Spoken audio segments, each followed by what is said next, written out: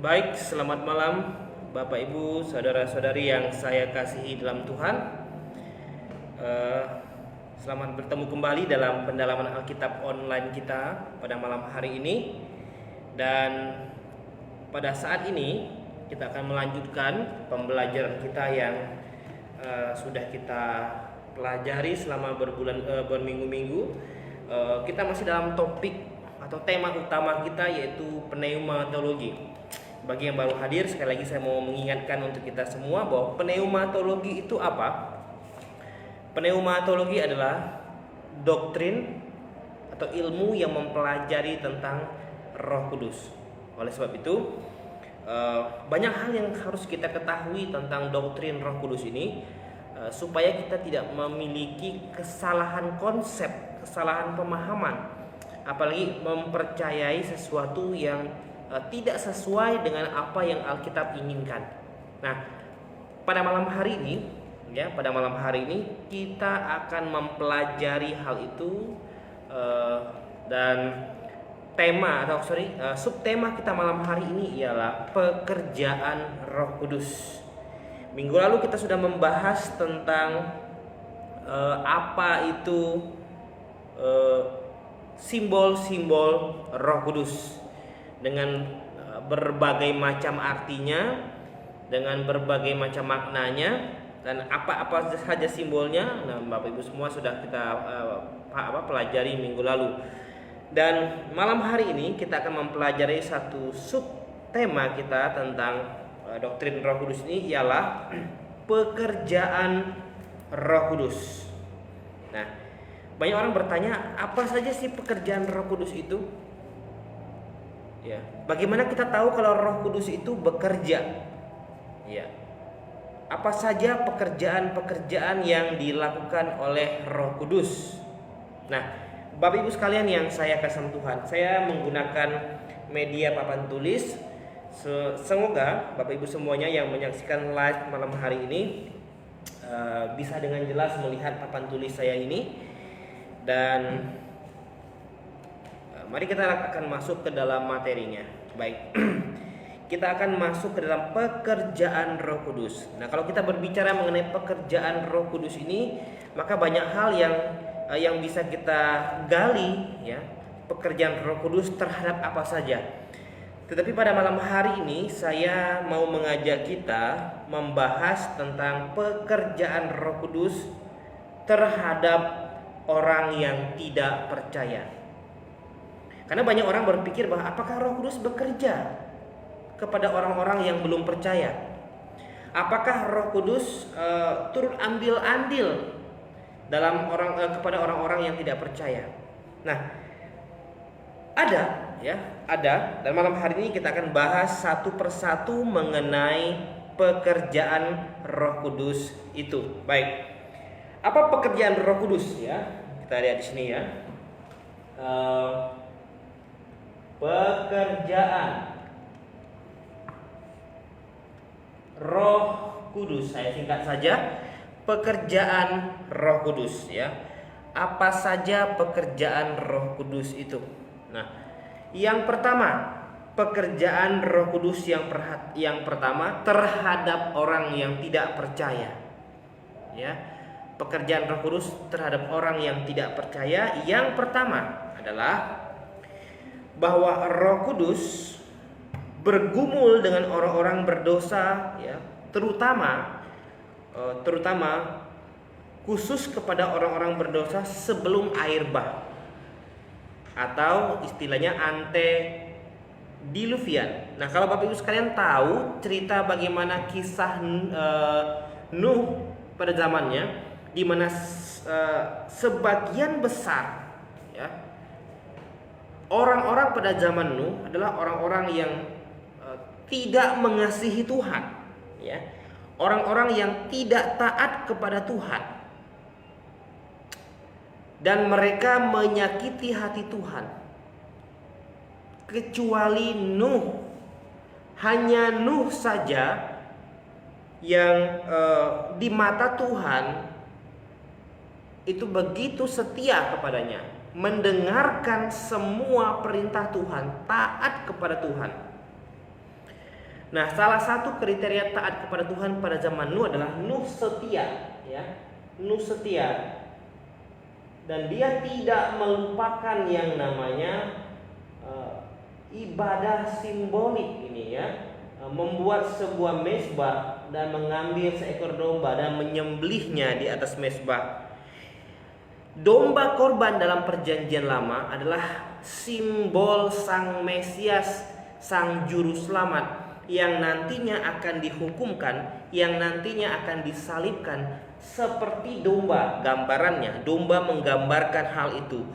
Dan barang siapa yang mengingat janji kedatangan Mesias dengan setia melakukan ibadah simbolik, yaitu mempersembahkan domba, ya, menyembelih domba di atas mezbah ini, nah mereka terhitung dianggap sebagai orang yang benar di mata Tuhan, karena mereka selalu ingat akan janji Tuhan bahwa Tuhan semenjak manusia jatuh ke dalam dosa, Tuhan berjanji akan mengirim Sang Juru Selamat yang akan mengatasi, menyelesaikan dosa manusia, dosa seisi dunia.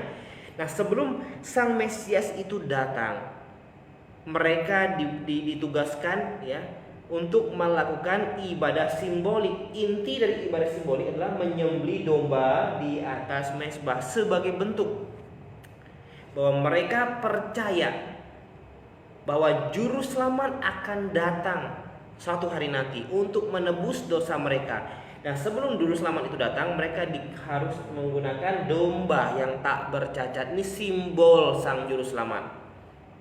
Nah, kalau Bapak Ibu sekalian ingat, ya, di dalam Yohanes 1 ayat 29. Injil Yohanes pasal 1 ayat 29 misalnya. Kita lihat di situ, ya. Saya akan bacakan. Silakan Bapak Ibu semua menyimak di Alkitabnya. Injil Yohanes pasal 1 ayat yang ke-29. Nah, ini kita lihat di sini. Pada keesokan harinya Yohanes melihat Yesus datang kepadanya. Ia berkata, "Lihatlah," katanya, "anak domba Allah yang menghapus dosa dunia." Nah, Yesus disebut sebagai anak domba Allah. Mengapa Yesus disebut anak domba Allah? Sebenarnya adalah domba Allah ini domba yang dilakukan oleh Nuh pada zamannya, menyembelih domba. Ini gambaran Sang Juru Selamat yang nanti juga akan dikorbankan seperti domba tersebut, ya, yang nanti akan dikorbankan seperti domba tersebut. Nah, ketika Yesus datang dan Yohanes melihat Yesus, Yohanes bilang apa? "Lihatlah domba Allah." Dialah domba yang digambarkan dengan binatang domba di dalam perjanjian lama yang dilakukan oleh mereka sebagai bentuk gambaran akan Mesias. Nah, inilah domba yang sebenar-benarnya, domba Allah itu. Nah, Bapak Ibu sekalian yang saya kasih Tuhan, jadi Roh Kudus bekerja tidak terhadap orang tidak percaya.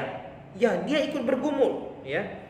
Meskipun kalau kita lihat bahwa orang-orang pada zaman Nuh, ya, adalah orang-orang yang bejat dan mereka tidak diselamatkan, tetapi minimal Tuhan lewat Nuh, ya, Tuhan lewat Nuh atau Roh Kudus lewat Nuh berusaha meyakinkan orang-orang pada zaman itu bahwa mereka harus kembali kepada Allah Jehovah. Ya, Nuh diperintahkan membuat yang namanya bahtera, sebuah kapal yang tentu belum pernah ada gambarannya dalam pikiran Nuh. Ya, dan Nuh diperintahkan Tuhan untuk membuat bahtera itu, tetapi bahtera itu harus dibuat di atas gunung. Bayangkan, Anda bayangkan membuat bahtera, ya, di atas gunung dengan desain, ya, ini bahtera ini, ya. Ini bahtera dengan desain rancangan yang Tuhan sendiri buat, yang Tuhan sendiri perintahkan, dan Nuh melakukan itu. Berapa lama Anda tahu bahtera ini dibangun? Ini kurang lebih, ya, 100 tahunan. Dan waktu yang sangat panjang itu sebenarnya adalah momen di mana kesempatan bagi orang-orang pada zaman Nuh itu mencari tahu apa, ya, mengapa Nuh membuat kapal tersebut, untuk apa, dan mengapa disimpan di atas gunung. Nah, kalau mereka zaman itu mendengarkan suara hati mereka, Roh Kudus tentu membantu mereka untuk merangsang mereka untuk bertanya. Tetapi sekali lagi Bapak Ibu sekalian yang saya kasih Tuhan, bahwa ketika Allah menciptakan manusia itu dengan kehendak bebas yang full, tanpa sedikit pun ada intervensi dari Tuhan, dari Allah. Kenapa? Allah mau manusia menggunakan haknya itu, kebebasannya itu untuk taat kepada Tuhan. Jadi, apakah Roh Kudus bekerja? Ya, coba kita buka dalam Kejadian misalnya, ya. Kejadian pasal yang ke-6 ayat yang ke-3. Ya. Berfirmanlah Tuhan, Kejadian 6 ayat 3, Rohku, ya. Ini kalau hapus sekalian ya, Kejadian 6 ayat 3. Berfirmanlah Tuhan, Rohku tidak akan selama-lamanya tinggal di dalam manusia, karena manusia itu adalah daging, tetapi umurnya akan 120 tahun saja. Nah, dalam Kejadian ini disinggung Rohku, Roh Allah, yang nama lainnya adalah Roh Kudus itu sendiri sebenarnya sudah bergumul bersama manusia hari itu untuk meyakinkan mereka tentang apa yang dilakukan Nuh, apa pekerjaan Nuh. Mereka harus cari tahu, bertanya kepada Nuh, dan disitulah momen Nuh untuk menjelaskan bahwa sebentar lagi Tuhan akan menghukum dunia. Kalau kalian tidak bertobat, tidak menyadari kesalahan kalian dan bumi akan dihancurkan.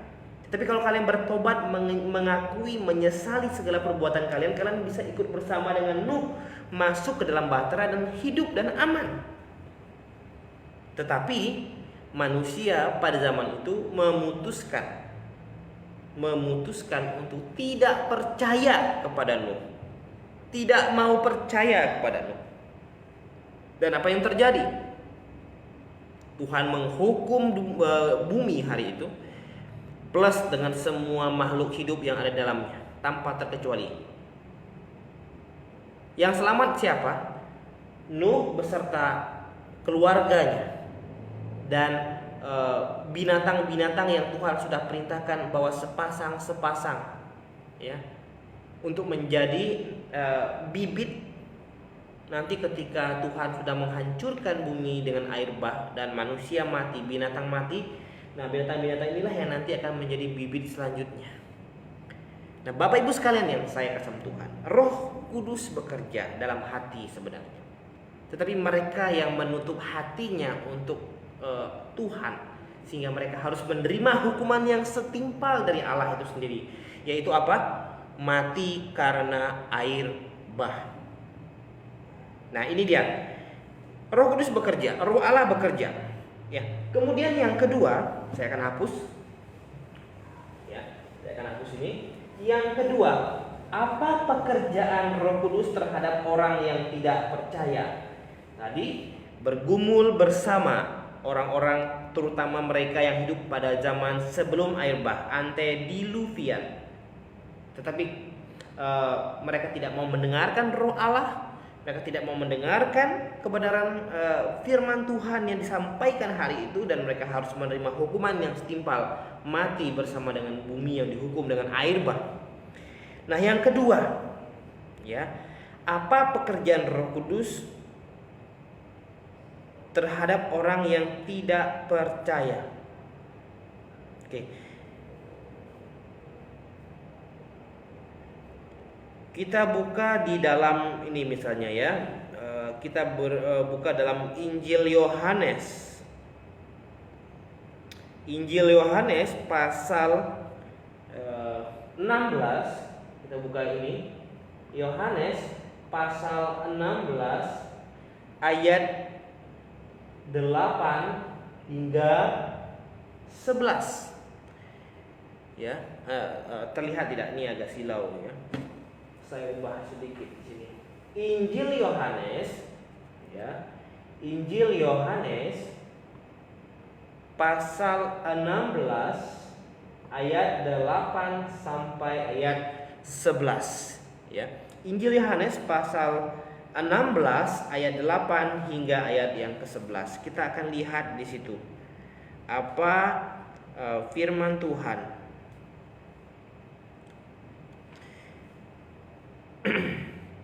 Ya, Injil Yohanes pasal 16 ayat 8 hingga ayat yang ke-11. Dan kalau ia datang, ia ini adalah Roh Kudus maksudnya, ia akan menginsafkan dunia akan dosa, kebenaran, penghakiman. Akan dosa karena mereka tetap tidak percaya kepadaku. Akan kebenaran karena aku pergi kepada Bapa dan kamu tidak melihat aku lagi. Akan penghakiman karena penguasa dunia ini telah dihukum. Jadi Roh Kudus, ya, berusaha mengingatkan manusia tentang ketiga hal ini, ya. Hal yang pertama tentang dosa. Hal yang kedua tentang kebenaran.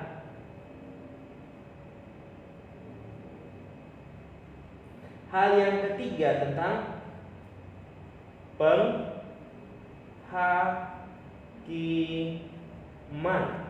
ya. Tentang dosa, tentang kebenaran, tentang penghakiman, ya. Tentang ketiga hal ini yang menjadi tugas Roh Kudus, terutama kepada orang-orang yang tidak percaya, supaya mereka segera meninggalkan segala dosa, segala pelanggaran mereka, terutama mereka yang pada saat itu tidak menerima Yesus dan ikut menyalibkan Tuhan Yesus. Kebenaran apa? Yesus Kristus adalah Allah yang turun dalam bentuk manusia. Untuk apa Yesus turun dalam bentuk manusia? Allah turun dalam bentuk manusia untuk menjadi sama dengan manusia. Kemudian dia harus mati dan menebus semua dosa manusia. Kalau Yesus tidak datang ke dunia, maka dosa kita tidak akan pernah ditebus. Ada yang pernah bertanya kepada saya begini, bahwa Pak, bukankah Allah itu maha kuasa? Mengapa Allah tidak langsung berfirman saja bahwa dosa kita sudah diampuni? Betul, Allah maha kuasa. Ingat, Allah, ya, bisa merubah ketetapannya. Tetapi ada satu hal yang Allah tidak bisa tentang, yaitu apa? Yaitu sifatnya. Allah memiliki sifat maha kuasa. Betul sekali, ya. Allah memiliki sifat maha kasih. Betul sekali. Tetapi jangan lupa bahwa Allah juga memiliki sifat maha adil. Nah, sifat maha adil inilah yang harus memisahkan mana orang-orang yang percaya kepadanya dan mana orang-orang yang tidak mau percaya kepadanya. Maha kasihnya berlaku untuk mereka yang percaya kepadanya. Penghukuman berlaku untuk mereka yang tidak mau percaya kepadanya. Dan Yesus datang ke dunia untuk mati, untuk menyelesaikan dosa-dosa manusia. Kedatangan Tuhan Yesus yang pertama ke dunia ini untuk menyelesaikan masalah dosa, penyakit rohani kita. Dengan bilur-bilurnya kamu disembuhkan. Ini maksudnya sedang mengacu kepada penyakit rohani, bukan sedang mengacu kepada penyakit jasmani. Oleh sebab itu adalah salah kaprah kalau ada orang hari ini mengajarkan bahwa kalau kita percaya Yesus kita akan sembuh, kita akan terbebas dari berbagai macam kutuk ini, kutuk itu, ya. Kita akan terbebas dari kutuk kemiskinan misalnya. Kita akan terbebas dari kutuk apalagi, macam-macam kutuk. Kedatangan Yesus yang pertama ini menyelesaikan masalah dosa dan kutuk dosa itu. Kutuk dosa ialah maut. Barang siapa yang berdosa, upah dosa ialah maut. Inilah kutuk dosa. Tetapi kedatangan Tuhan Yesus yang pertama di atas kayu salib justru menyelesaikan kutuk dosa itu, ya. Supaya setiap orang yang percaya kepadanya tidak binasa, kata firman Tuhan, melainkan beroleh hidup yang kekal. Lalu ada yang bertanya lagi kepada saya begini, lalu kapan Pak jasmani kita ini sembuh? Nanti, pada saat kedatangannya yang kedua kali untuk menjemput saya dan Bapak Ibu semuanya.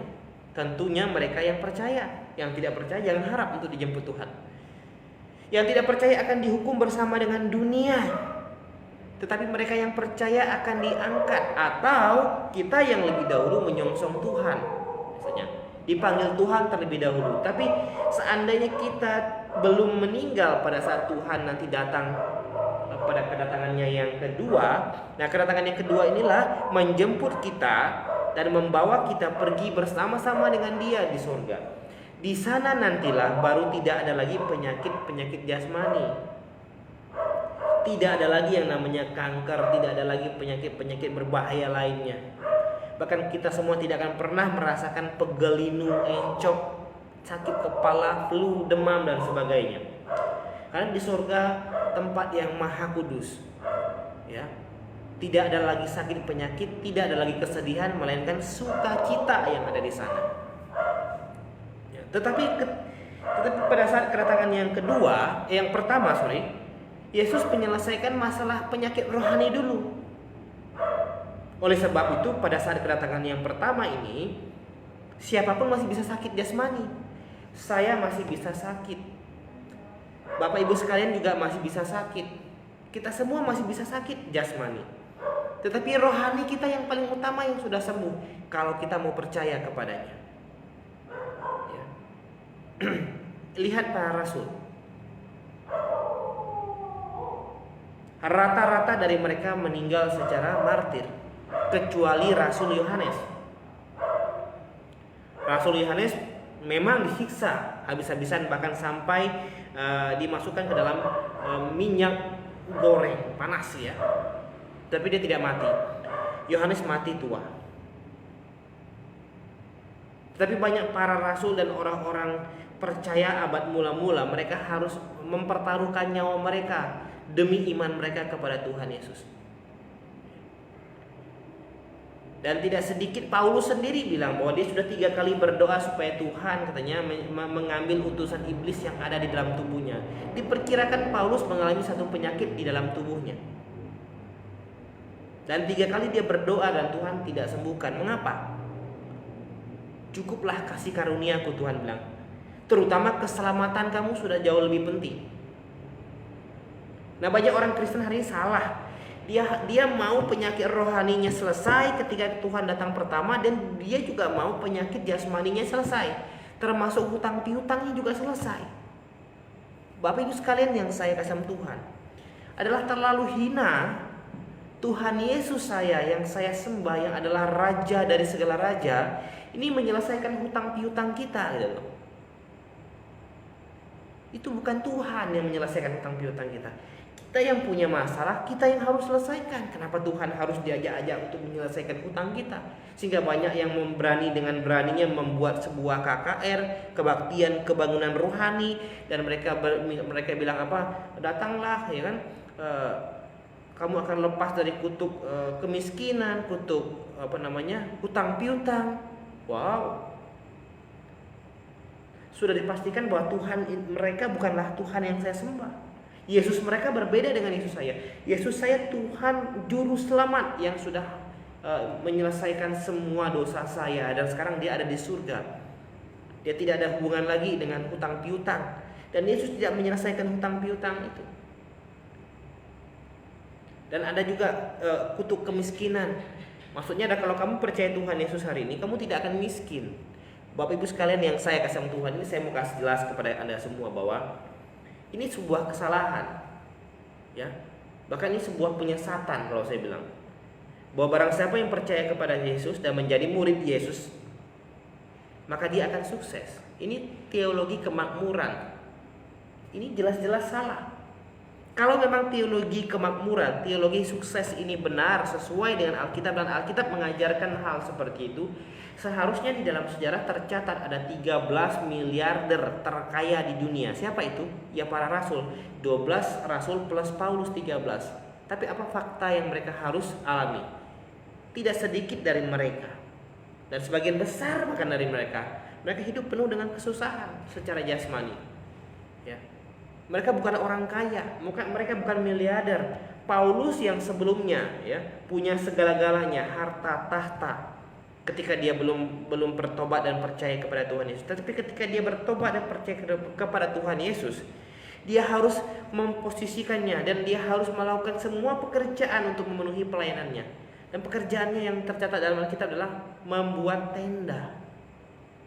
Kalau hari ini mungkin bisa disamakan dengan tukang bangunan. Jadi sudah dipastikan bahwa teologi sukses, mereka yang mengajarkan bahwa percaya Yesus kamu akan lepas dari kemiskinan dan sebagainya, finansial dan sebagainya, itu adalah kesalahan besar. Tuhan Yesus sendiri bilang lewat Paulus, yang tidak bekerja janganlah ia makan. Nah, Bapak Ibu sekalian yang saya kasih Tuhan ya. Jadi Roh Kudus mengingatkan akan dosa, bahwa semua orang yang tidak bertobat dan percaya kamu berada di bawah kuasa dosa, dan upah dosa ialah maut. Artinya setiap orang yang tidak bertobat dan percaya kepada Tuhan Yesus dengan sungguh-sungguh, dia tetap berada di bawah penghukuman. Ya. Dia tetap berada di bawah penghukuman. Kemudian Roh Kudus juga mengingatkan akan dunia ini tentang kebenaran bahwa hei, kamu sudah salah ketika kamu tidak percaya kepada Yesus Kristus yang adalah juru selamat. Sekaligus dia adalah Allah. Nah, hari ini banyak sekali orang menyaksikan apakah Yesus itu benar-benar Allah. Pada Alkitab dengan jelas bahwa Yesus menjelaskan bahwa Yesus adalah Allah. Tetapi banyak di antara mereka, kenapa Yesus mati kalau dia Allah? Nah, kita pernah membahas tentang kristologi ini, kemanusiaan dan keilahian Yesus Kristus. Manusia Yesus Kristus ini manusia yang sangat unik. Ya, saya akan singgung lagi di sini. Yesus ketika ada di dunia ini adalah pribadi yang sangat-sangat unik, sangat-sangat unik. Ya, Yesus adalah pribadi yang sangat-sangat unik. Nah, yang pertama, dia adalah manusia. Ya. Manusia 100%. Tetapi dia juga sekaligus Allah. 100%. Dia adalah Allah 100%. Bagaimana bisa demikian? Inilah Allah, ya. Yesus datang untuk mati.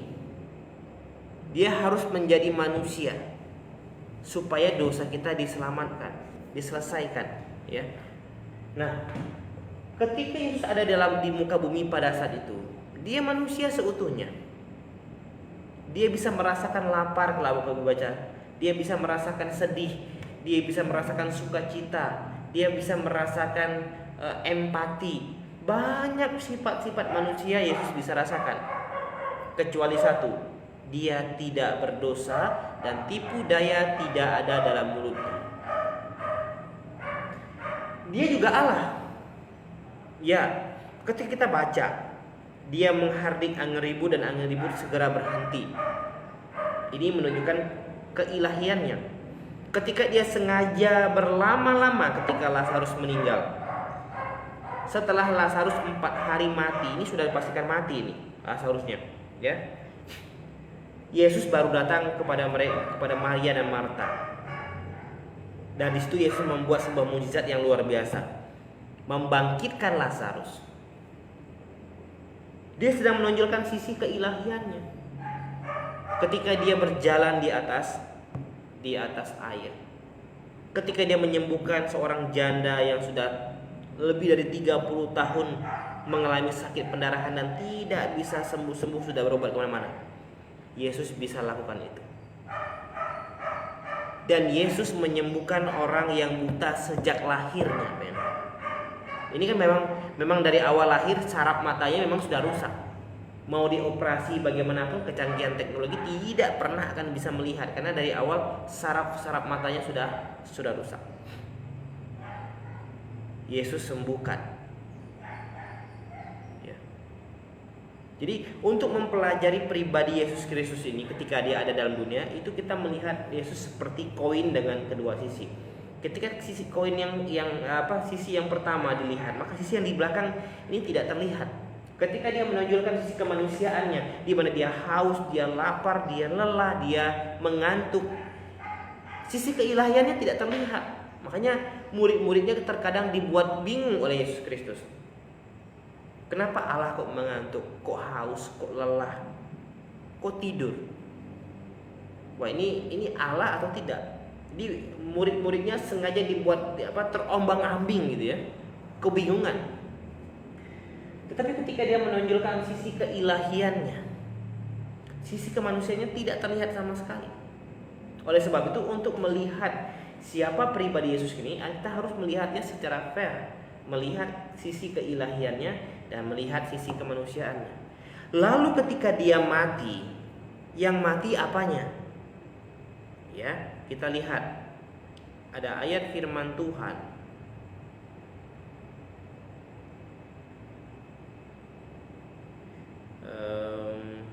Sebentar saya carikan. Oke, kita mau lihat yang pertama dulu. Efesus pasal 2 ayat 15. Ya. Efesus pasal 2 ayat 15.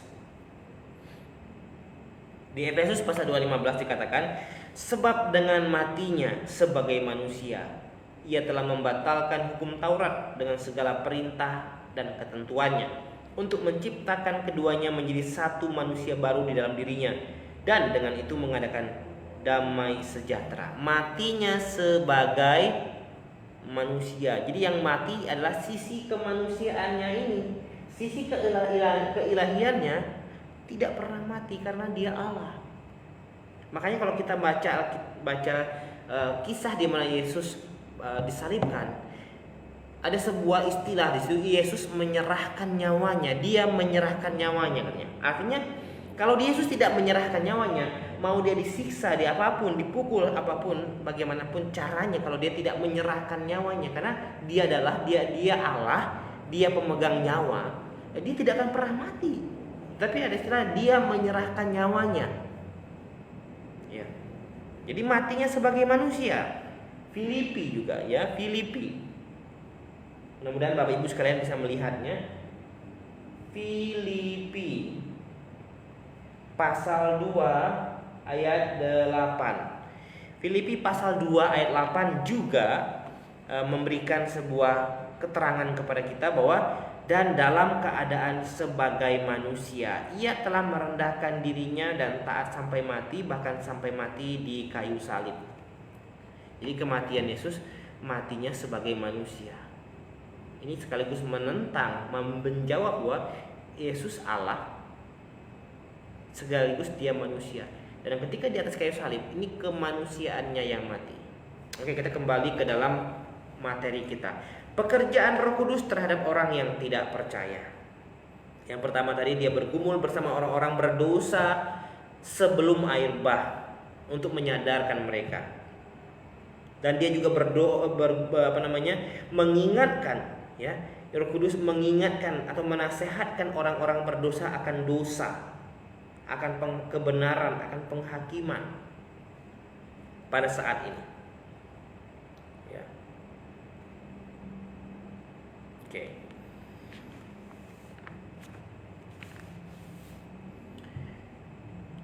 Nah, yang selanjutnya, ya, yang selanjutnya, apa pekerjaan Roh Kudus terhadap orang yang tidak percaya? Ya. Saya akan hapus ini. Apa pekerjaan Roh Kudus terhadap orang yang tidak percaya? Pekerjaannya adalah ia dapat meregenerasi. Sekali lagi, ia dapat meregenerasi orang yang tidak percaya. Oke, kita buka dalam Yohanes pasal 3 ayat 3 sampai 5. Injil Yohanes pasal 3 ayat 3 sampai 5. Injil Yohanes pasal 3 ayat 3 sampai 5. Saya bacakan. Yesus menjawab katanya, "Aku berkata kepadamu, sesungguhnya jika seorang tidak dilahirkan kembali, ia tidak dapat melihat kerajaan Allah." Kata Nikodemus kepadanya, "Bagaimana mungkin seorang dilahirkan kalau ia sudah tua? Dapatkah ia masuk kembali ke dalam rahim ibunya dan dilahirkan lagi?" Jawab Yesus, "Aku berkata kepadamu, sesungguhnya jika seorang tidak dilahirkan dari air dan roh, ia tidak dapat masuk ke dalam kerajaan Allah." Dilahirkan dari air dan roh. Jadi Roh Kudus, ya, Roh Kudus meregenerasi orang tidak percaya. Kalau orang tidak percaya tersebut merespon Injil, menerima Injil, lalu percaya, maka dia meregenerasi, ya, melahirbarukan kalau bahasa ini. Orang-orang yang tidak percaya menjadi orang percaya, sehingga benarlah firman Tuhan dalam Korintus, ya. Korintus bilang apa? Sebentar.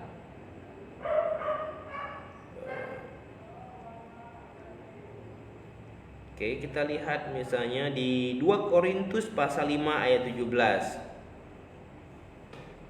2 Korintus ayat pasal 5 ayat 17. Jadi siapa yang ada di dalam Kristus, ia adalah ciptaan baru, yang lama sudah berlalu, sesungguhnya yang baru sudah datang. Jadi ketika orang tidak percaya awalnya, kemudian mendengar Injil menjadi percaya, Roh Kudus meregenerasikan, melahirbarukan mereka, sehingga awalnya mereka adalah orang yang berdosa, ya, ciptaan manusia lama mereka sudah ikut disalibkan bersama-sama dengan Yesus. Kemudian mereka menjadi ciptaan yang baru, yang lama sudah berlalu, yang sesungguhnya yang baru sudah datang. Karena siapa? Karena Roh Kudus. Apa yang baru dari kita pada saat kita percaya? Yang pertama, posisi kita baru. Posisi lama kita, orang berdosa, ini sudah diambil alih oleh Tuhan Yesus di atas kayu salib. Posisi kita orang berdosa, ya, sudah diambil Tuhan Yesus di atas kayu salib. Dia yang tidak berdosa menjadi berdosa karena kita. Jadi ketika kita bertobat, percaya, menerima Injil keselamatan dan menerima Yesus sebagai Tuhan dan Juru Selamat kita pribadi, maka apa yang baru dari kita? Mengapa kita disebut ciptaan baru? Apanya yang baru? Pertama adalah posisi kita baru. Posisi kita baru. Posisi kita baru. Lalu apa lagi yang baru? Ya, posisi kita baru. Posisi kita orang berdosa diambil oleh Tuhan Yesus. Posisi Yesus Kristus, orang kudus, diberikan kepada kita karena kita percaya kepada-Nya. Nah, jadi hari ini kita disebut orang kudus. Makanya Paulus menulis suratnya kepada orang-orang di Korintus, salam kepada orang-orang kudus di Korintus. Apakah kudus di sini artinya di orang-orang Korintus tidak bisa berdosa lagi? Bukan seperti itu. Dilihatnya adalah posisinya sejak mereka bertobat, percaya, menerima Tuhan Yesus sebagai Tuhan dan Juru Selamat. Sejak saat itu posisi mereka sudah kudus karena Tuhan Yesus. Jadi dilihatnya karena posisi Tuhan Yesus yang diberikan kepada kita, ya. Nah, apalagi yang kudus? Hati kudus, ya, hati kita kudus. Posisi hati kudus. Kemudian apa lagi yang kudus? Nature-nya kudus. Lalu bagaimana dengan karakter kita? Karakter kita selama di dunia tidak mungkin kudus. Karena selama kita menggunakan tubuh daging ini, kulit ini, kita bisa saja kapan saja jatuh dalam dosa. Oleh sebab itu tidak mungkin di dalam dunia kita bisa kudus. Tetapi kita diminta untuk selalu hidup kudus. Semakin hari semakin baik. Hari ini lebih baik dari kemarin. Ya. Hari ini lebih baik dari kemarin. Kemarin esok harus lebih baik daripada hari ini. Ini yang namanya kita berusaha untuk hidup kudus. Betul, kuduslah kamu sebab aku kudus. Tetapi kita tidak akan mencapai puncak kekudusan selama kita ada di dunia ini. Adalah salah kalau ada orang Kristen, ada pengajar Alkitab, pengajar firman yang berkata, kamu bisa masuk surga kalau kamu sudah memiliki kekudusan secara karakter. Tidak. Yang bisa membuat kita masuk surga bersama-sama dengan Tuhan, kalau Tuhan memanggil kita hari ini, adalah kudus secara posisi. Karena posisi orang berdosa diambil oleh Tuhan Yesus, dan posisi Yesus orang kudus diberikan kepada kita. Posisi kita anak iblis diambil alih oleh Dia, posisi Dia anak Allah diberikan kepada kita. Nah, posisi inilah yang menjadi penentu saya ke surga atau tidak. Jadi karakter kita tidak bisa menentukan kita ke surga. Karakter kita di dunia ini untuk menentukan kita bisa bersaksi kepada orang-orang di dunia, supaya orang tahu kita percaya Tuhan. Nah, Bapak Ibu sekalian yang saya kasih Tuhan, inilah pekerjaan Roh Kudus kepada orang-orang tidak percaya. Ya, jadi saya berharap Bapak Ibu sekalian yang menyaksikan pembelajaran kita pada malam hari ini bisa memahami dengan baik, ya. Ini bisa mengerti dengan baik, dan semoga saya tidak terlalu cepat dalam menjelaskannya. Dan kalau ada pertanyaan-pertanyaan, silakan Bapak Ibu sekalian ya yang menyaksikan dari YouTube, Anda tulis di kolom komentar. Yang dari Facebook, Anda juga tulis di kolom komentar. Saya akan berusaha untuk menjawab pertanyaan-pertanyaan Anda semuanya. Dan pembelajaran kita malam hari ini saya cukupkan sampai di sini, dan minggu depan kita akan melanjutkan kembali pekerjaan Roh Kudus terhadap orang percaya kali ini. Ya. Malam hari ini kita membahas pekerjaan Roh Kudus terhadap orang yang tidak percaya. Apakah Roh Kudus bekerja? Oh iya, bekerja. Roh Kudus adalah Allah. Dia selalu bekerja untuk meyakinkan orang-orang yang tidak percaya supaya mereka bisa menjadi percaya. Dan minggu depan kita akan belajar pekerjaan Roh Kudus terhadap orang yang percaya, terhadap saya, Bapak Ibu semuanya. Dan kiranya Tuhan Yesus memberkati kita semua, dan sampai ketemu minggu depan. Maranatha.